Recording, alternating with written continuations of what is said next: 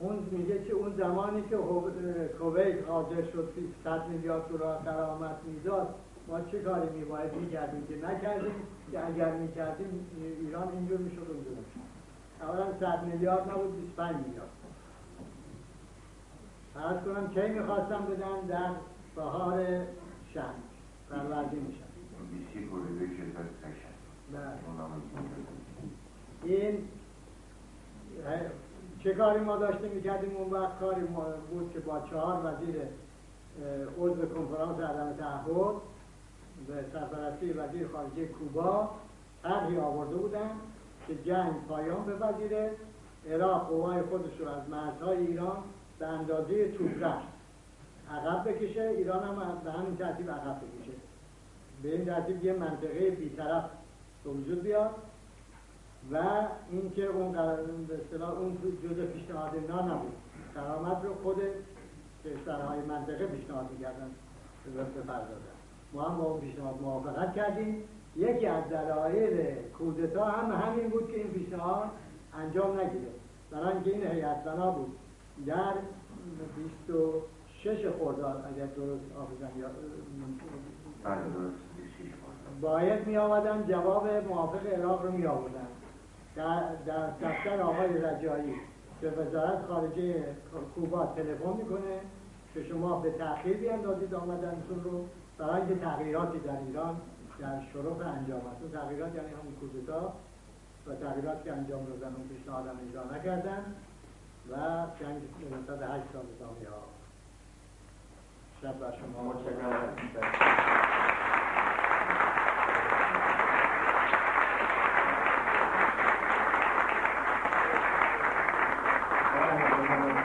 بعد از من درباره چند تا درباره جنگ شد.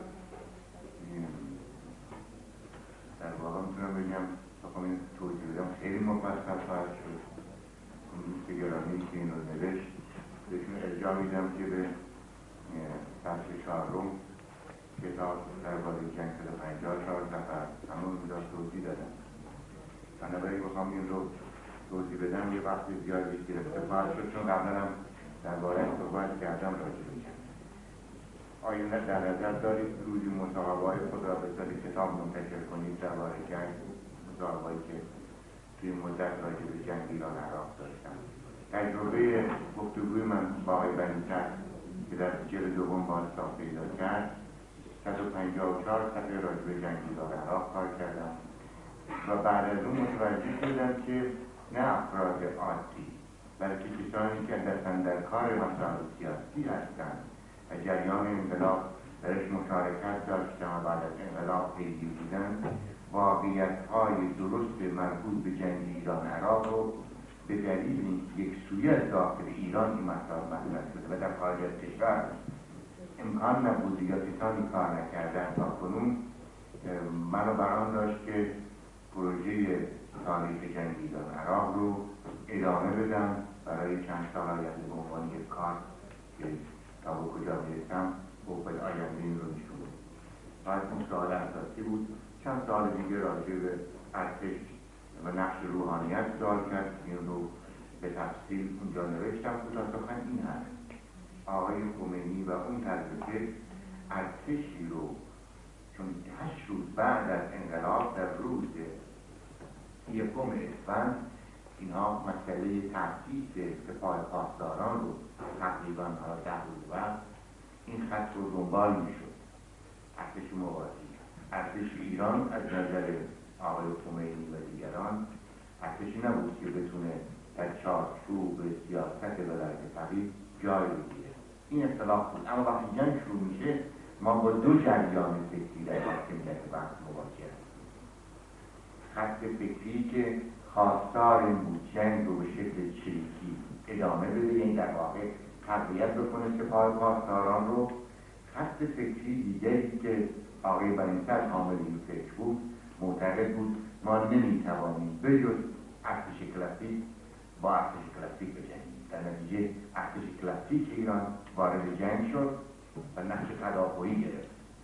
این واقعیت رو هم در اینجا باید بگم. اکثریت نزدیک به تمام احزاب و سازمان‌های سیاسی ایران، همه نه، 1-2 مورد نه، همه اونا هم در چارچوب تفکر خودشون به نحوی با حزب جمهوری اسلامی همسویی داشتن.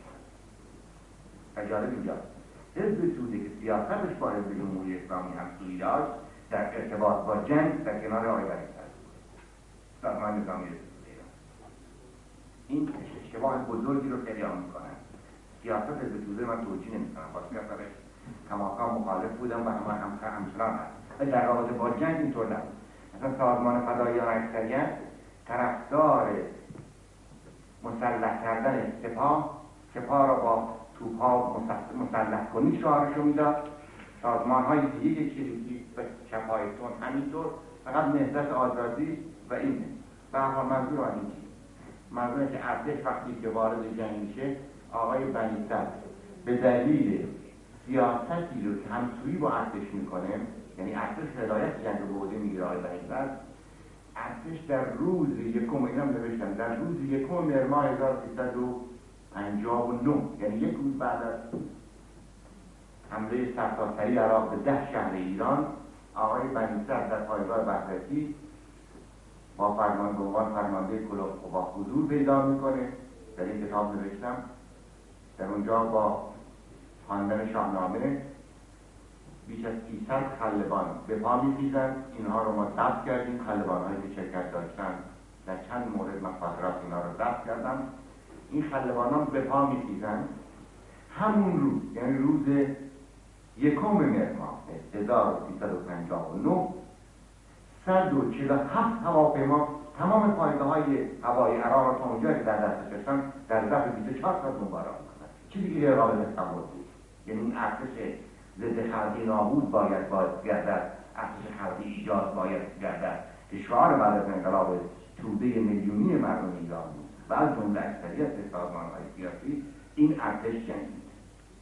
و آقای بنی‌صدر نقش نه برای خودشون بریده دارن، که این واقعیتی من نوشتم در کتابم، در دوره دفاع میانی نقش برجسته‌ای داشت و توانست این ارتش رو در کنار خودشون، ارتش موافق رئیس جمهور بود، در مقابل خط حزب جمهوری اسلامی. اینا بحث مفصلی وارد جامعه ما نشده هست. یعنی طبق نظریه 2+6 تازه داره مطرح میشه. این 2 سال اول جنگ تقریبا دوره تدافعی بوده، 6 سال بعداً جنگ تهاجمی را کارکردن بوده، یا به واژه دفاع مقدس همواره به کار برده میشه در جمهوری اسلامی، واژه نادرستی. 2 سال اول جنگ تا فتح خرمشهر دفاع میهنی، بعدش تهاجم ایران به کار کردن، هیچ جنبه تقدس نداره. اینا مسائلی که حتی برای افراد سیاسیون ایران ناشناخته باقی مانده. در به همین مناسبت من بعد از کتاب آقای بنی‌صدر کاری که دارم شروع میکنم به عنوان سیستماتیک تاریخ مختصر جنگ ایران و عراق است. متشکرم.